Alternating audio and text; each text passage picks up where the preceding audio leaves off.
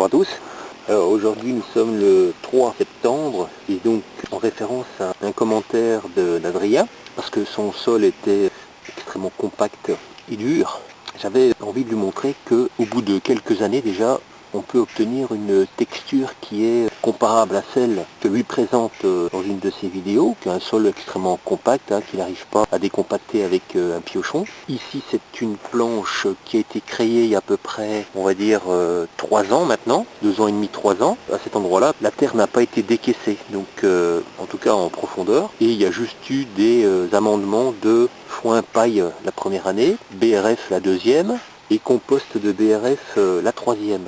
Et donc là, si on compare la texture du sol qui n'a pas été travaillée, voilà, donc ici j'ai repiqué en fait des successions de cultures aux betteraves, donc là ce seront les chicorées pain de sucre, et donc des scaroles qui vont donc séjourner sous tunnel l'hiver. Donc à partir du mois d'octobre, elles vont être protégées par un tunnel, puisqu'il a fait très sec donc ces derniers temps. J'ai essayé de creuser la terre et effectivement impossible d'accéder à la terre sans utiliser d'outils comme la mini-pelle ou éventuellement un piochon. Donc en fait je vais essayer de trouver une zone où je n'ai pas creusé, où j'ai pas trop arrosé, parce que c'était pour lui montrer la différence de texture qu'on pouvait obtenir rien que par l'humidification du substrat sur un sol qui a été aggradé avec donc de la matière organique, de l'humus, parce qu'il y a quand même des enfouisseurs qui font le travail, et en ayant une composition du sol modifiée, parce qu'il faut distinguer ce qu'on appelle la nature du sol, il faut différencier la structure du sol, la texture du sol, la composition du sol, et puis même la colonisation du sol. Ce sont des choses totalement différentes, parce que le sol est un support dynamique en fait, donc il évolue en permanence, donc il n'y a vraiment pas d'état stable à mon sens, puisque ça évolue tout le temps, et surtout sur un sol qui est cultivé. Et bien là je vais essayer de vous montrer la texture du sol, donc qui n'a pas été trop humidifié, pour voir à peu près sa texture surtout. Voilà, donc je vais prendre cette zone là, parce que je pense que je ne l'ai pas travaillée, elle a été un peu humidifiée, pour vous montrer. Voilà, parce qu'il me semble que j'ai pas travaillé cet endroit, puisqu'il y avait la courge à côté. Voilà, donc je vais essayer de ne pas abîmer le pied. Donc voilà, donc j'ai la couche superficielle qui est composée en fait de compost BRF que j'avais mis l'année dernière, donc à peu près en fait une couche de 3-5 cm ça suffit. Donc je vais enlever cette zone là, et puis automatiquement en dessous, on entend, donc là ça commence à être dur. Et là effectivement la mini pelle, elle peine. Ici on voit déjà que j'ai humidifié légèrement la terre, donc on a ces mottes qui sont encore compactes. Bon, qui sont tout de même friables, mais on a un sol qui est relativement dur. Voilà, on a par endroits des larves de coléoptères. Ici, participe donc à la dégradation du BRF. Voilà, et donc on voit bien que voilà, le sol est extrêmement dur. Il est très difficile à travailler. Donc ça c'est le premier constat qu'on peut faire. C'est un sol qui a pas été travaillé, ou seulement pour faire des repiquages. Et donc on voit bien que, comme il a fait très sec, eh bien toute la terre en profondeur, elle est littéralement compactée. Voilà, dès qu'on veut enfoncer la mini-pelle, c'est pratiquement impossible. Voilà, et toute la terre qui se délite autour, eh bien ça forme quasiment que de la poudre. En texture en fait.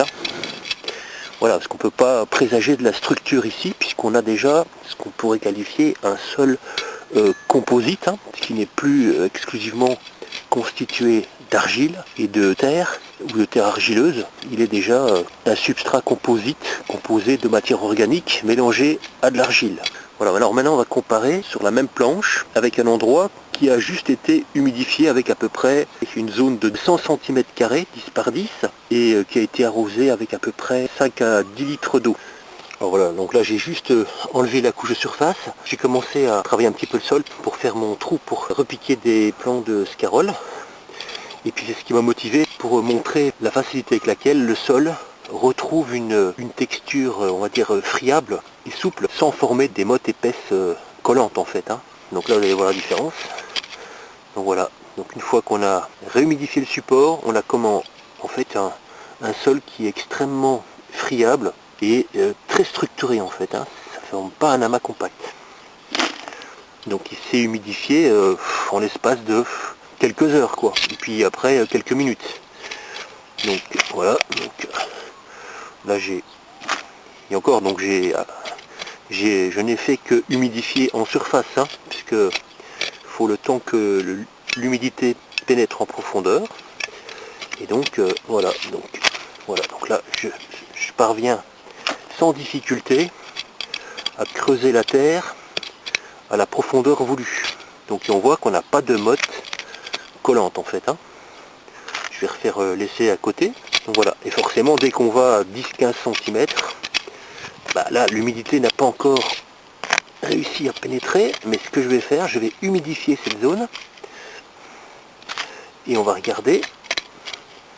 Bon, bien entendu, en l'espace de 2 ans, le rapport argilo-humique n'a pas pu aller jusqu'à à peu près 15, 20, 30 cm, hein. Ça se fait graduellement, hein. Mais là on est déjà plus profond que la zone qui était là. Et on n'a pas de motte. Alors, je relève la pierre qui est là. Voilà, il y a 2 cailloux, donc comme quoi j'ai bien un sol argileux et caillouteux en fait, hein. Donc on va regarder ce que ça donne ici.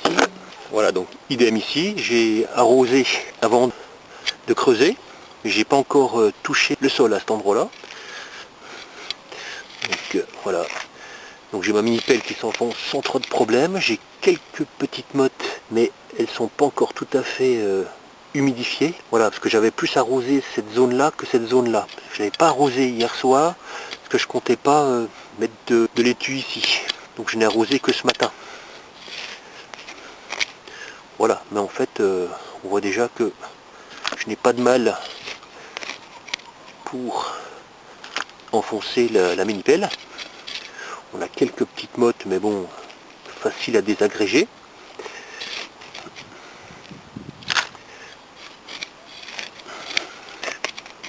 Voilà, j'ai pas besoin de planter mes laitues à 30 cm non plus, hein. Voilà, on voit tout de suite à côté, on voit la différence. On voit que c'est bien dur, bien ferme, et puis là, c'est très souple. Alors ce que je vais faire maintenant, comme je l'ai dit, de toute façon ce que je fais, j'arrose systématiquement le fond des puits de repiquage avant de repiquer, parce que ça permet donc à la plante d'avoir une réserve d'eau. Voilà, donc là je suis à peu près à 10-15 cm et on aperçoit qu'au fond c'est plus compact. Voilà, et donc ce que je vais faire, je vais arroser donc maintenant les 2 puits de repiquage.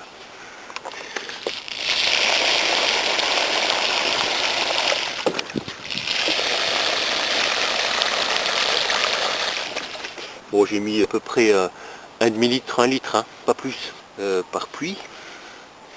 Voilà, et on voit que l'eau est absorbée très rapidement dans la terre. Donc je vais laisser absorber l'humidité par le substrat. Et puis on va déterminer la différence de texture du sol. Parce que c'est justement la structure qui va déterminer la texture en fait, hein.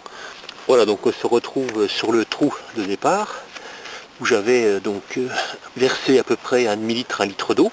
Donc là il y a à peu près 10 minutes de passé et on va voir la différence. Voilà, donc je peux encore enfoncer encore une fois donc ma mini pelle de 5 cm supplémentaires sans effort. Voilà, et on voit que j'ai une structure qui est vraiment très grumeleuse comme ça, c'est très simple à creuser en fait, hein. Voilà, donc la structure du sol influe énormément sur la texture du sol, hein. Ça c'est très important, hein. Voilà, là c'est encore, je sens que c'est encore dur. Voilà, parce que c'est de nouveau trop profond. Mais autrement j'ai réussi à creuser encore 5 cm quoi. Voilà, mais bon, après je me fais pas non plus d'illusions, hein. La matière organique n'a pas réussi encore à descendre jusque là depuis les 2 années que je cultive cette planche en fait, hein, que j'agrade la planche, hein. Voilà, donc là je vais tout simplement repiquer donc ici encore un plant de chicorée pain de sucre. Voilà, donc je vérifie la profondeur, donc je peux rajouter de la terre forcément. Hop. Voilà, et on voit qu'il n'y a pas de motte humide, hein. On passe pas du stade motte dure et sèche à la motte collante et humide, hein. Donc ça, c'est démontré.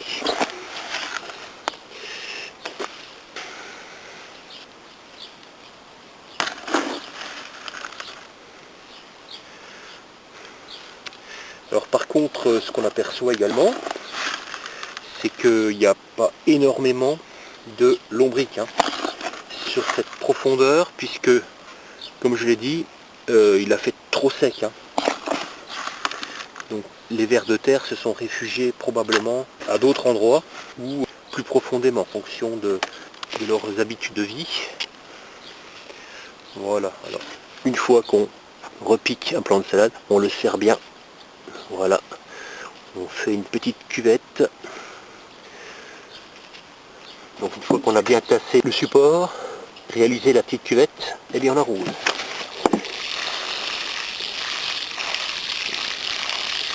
Donc pour bien mettre en contact le substrat avec les racines.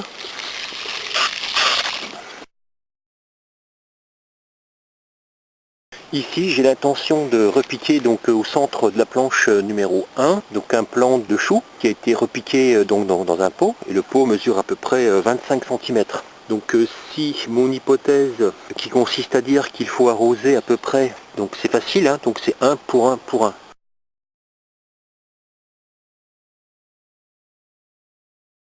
Donc c'est 10 000 millilitres pour 10 000 cm² pour 1 cm. Là on fait une simple règle de 3. Donc si je compte pour faire un trou de 20 par 20, donc je vais en fait faire 400, donc je vais multiplier par 4 après, donc j'aurai besoin de 400 millilitres par centimètre de profondeur. Donc si je veux aller jusqu'à peu près 25 cm, donc là j'aurai besoin de 10 litres. Donc là j'ai déjà mis, on va dire, 2 bidons de 5 litres. Donc on va vérifier si cette hypothèse tient la route, en sachant qu'il y a toujours de la diffusion latérale, parce qu'on n'est pas sur un support délimité. Donc là je vais même encore rajouter encore 5 litres pour enfoncer le clou, on va dire.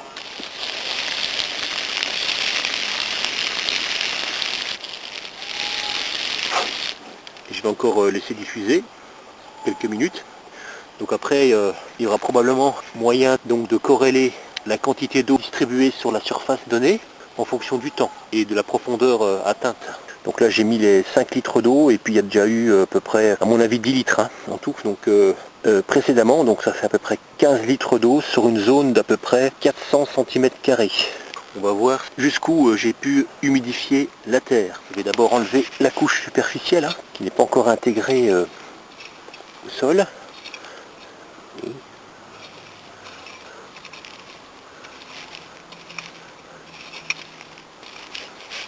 Voilà, donc on voit qu'il y a vraiment pas mal de matière organique, hein, parce qu'il y a du foin, de la paille, du BRF et un peu de compost. Voilà, donc effectivement, je constate, donc on voit que tout ça c'est quand même relativement humide. Donc mon hypothèse c'était que je pouvais accéder jusqu'à peu près 25 cm, mais à mon avis c'est trop exagéré. Je pense que je ne pourrais creuser qu'à peu près jusqu'à 10 cm maximum, donc sans forcer, hein, juste en grattant comme ça. Voilà, mais dans l'ensemble, je peux quand même creuser sans trop de difficulté. Ah ouais, donc on voit bien, hein, la terre, la texture de la terre, hein, donc elle est bien, elle est souple, elle est lâche, elle n'est pas agglomérée en fait, hein. Et là on constate qu'elle n'est pas sèche, elle n'est pas dessicquée, c'est pas de la poudre en fait, hein. Je peux, voilà, si je la serre, je peux réussir pratiquement à en faire une boule, hein. Donc ça c'est parfait. Là je suis à peu près à 12 cm. Je peux encore creuser. Donc une terre comme ça en plein été, c'est pas mal, hein.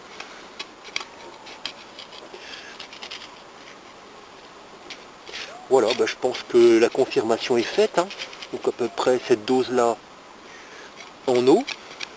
Voilà, on voit quand même sur une distance de 400 cm². Bien, j'ai ma terre qui est friable, qui est bien meuble en fait. pense qu'on s'approche un peu approximativement des bonnes mesures en fait, hein. Voilà, donc sans aucune difficulté, donc avec la mini pelle, eh bien je parviens à décaisser le sol. Et j'ai une terre très souple, très meuble. Voilà, étant donné que le chou, je vais quand même devoir l'enfoncer d'à peu près 25-30 cm, je peux y aller, hein. Donc c'est vraiment un plaisir de creuser cette terre, parce elle a vraiment la texture qu'on souhaite en fait, hein. Et on voit, elle est déjà assez foncée, hein. Elle est presque noire. Bon, elle n'est pas encore tout à fait enrichie en humus, mais c'est de la bonne terre. Donc on va dire que les efforts ont porté leurs fruits. Voilà, donc je suis pratiquement, comme j'avais dit, à 20-25 cm. Et ce qu'il y a de bien, c'est que la terre, elle tient quand même. Elle se tient. Voilà, donc là je vais vérifier où j'en suis. Je pense que ça va être bientôt bon. Voilà, donc je ne sais plus quelle variété de chou il s'agit ici. Je vais juste repiquer dans ce grand pot.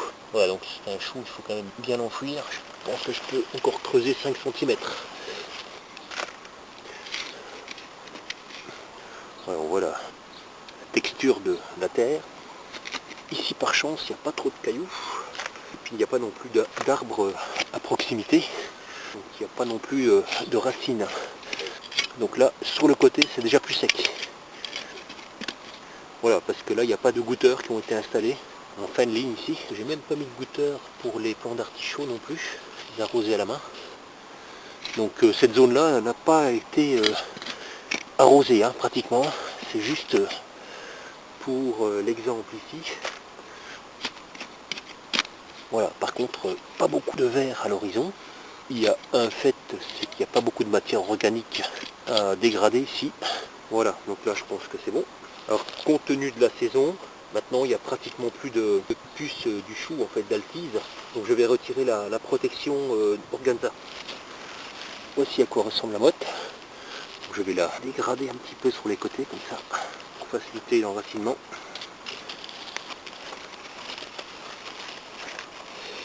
Et voilà le plant qui trouve sa place au potager. Donc je vais pouvoir remettre de la terre autour. Voilà, donc les choux, il ne faut pas hésiter à les planter profondément. Voilà, ce sont des choux, il m'en reste encore, que j'avais pas pu repiquer, puisque j'avais pas assez de place. Et maintenant, les choux qui vont aller au potager, il faut absolument qu'ils puissent être protégés du gel, en fait, hein. Donc ceux-ci vont se trouver en plein milieu du tunnel. Donc c'est parfait. Voilà donc le chou qui a trouvé sa place au potager. Ici, je suis toujours sur la planche numéro 2. Et donc en succession des cultures d'oignons, donc ça fait à peu près maintenant un bon mois que je les ai récoltés, hein, et bien je vais faire des repiquages de plants de cerfeuil. Et ce que je voulais montrer ici, c'est puisqu'on approche de l'automne, ce que je voulais présenter, c'est qu'on a déjà maintenant, sous le noisetier, on a des feuilles qui commencent à tomber au sol. Et ce que j'avais l'intention de faire sur les planches qui vont être protégées par un tunnel cet hiver, j'avais l'intention de justement recouvrir cette année le sol avec une couverture de feuilles. Donc là ça tombe bien, je vais éviter de les retirer, mais il faut que je nettoie un petit peu la parcelle puisqu'il y a du liseron qui a poussé. Voilà, donc je vais juste éclaircir, défricher, on va dire, une zone d'à peu près 50 cm sur 1 mètre, 1,20 m. Donc on voit qu'il n'y a pratiquement pas de travail à faire, hein. Donc avec déjà 2 ans et demi de couverture du sol, je me suis débarrassé des plantes adventices en quelques minutes. Voilà, donc maintenant j'ai ma planche qui est prête. Et je l'ai déjà arrosée 2 fois avec 5 litres d'eau, donc sur une surface de 50 cm, sur à peu près 1 mètre, 1 mètre, 1,20 m. Donc je vais vous montrer la texture du sol. Donc ici on peut déjà parler en nature de sol d'un sol argilo-humique, parce qu'en fait il est composite, donc il est structuré. Et je parviens, rien que par le fait d'avoir arrosé un petit peu, on voit que c'est pas suffisant parce que je n'ai pu qu'humidifier que les quelques premiers centimètres du sol. Et on voit que juste en dessous, voilà, ces 10 litres d'eau n'ont pas été suffisants pour aller plus profond pour humidifier le substrat. Voilà, donc on voit qu'à peu près avec 10 litres d'eau sur 1,5 m², eh bien on peut réhydrater juste quelques centimètres de sol.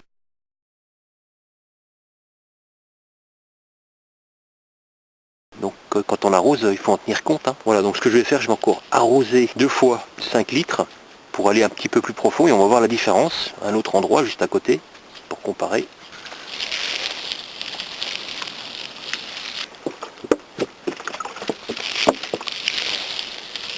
Voilà, je vais me contenter de 5 litres pour voir.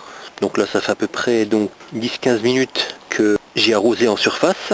On va comparer la profondeur à laquelle je peux aller maintenant, puisque j'avais pas gratté cette zone-là. Donc elle est juste à côté, à 10-15 cm de là où j'avais gratté sur 3 cm. Et bien voilà, on va voir jusqu'où maintenant je peux gratter avec la main. Voilà, donc on voit encore que les 5 litres d'eau qui ont été ajoutés, eh bien, n'ont permis que de pénétrer à l'eau, n'ont permis à l'eau que de pénétrer que sur 5 cm.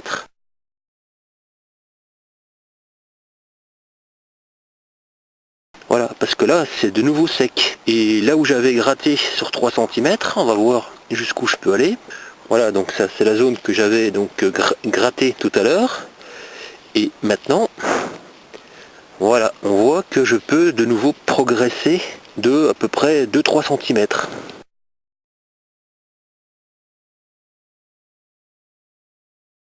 J'en déduis donc qu'en fonction de la sécheresse du sol, il faut ajouter de l'eau de façon proportionnelle à la sécheresse et estimée à peu près à 5 litres d'eau par centimètre, demi-mètre carré. Voilà, donc là j'ai encore rajouté donc le bidon de 5 litres et on va voir maintenant jusqu'à quelle profondeur j'accède avec la main sur une zone qui n'a pas encore été grattée. Voilà, ici, donc j'enlève déjà la couche superficielle, hein, donc ça c'est justement de l'apport. Voilà, donc on se trouve ici, donc jusqu'où je peux gratter. Voilà, donc c'est encore très sec en dessous. Hein. Voilà, on voit que c'est encore très sec, hein, donc il faut vraiment arroser. Hein.